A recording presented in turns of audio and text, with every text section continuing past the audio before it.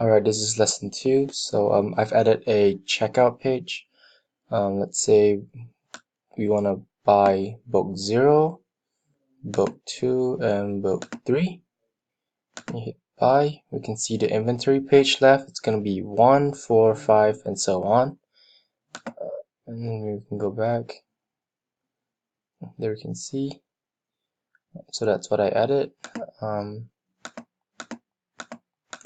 Also the edit button.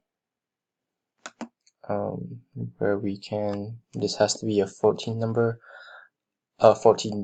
characters ISBN number, so if it's one short or if it's one more, it wouldn't be completed.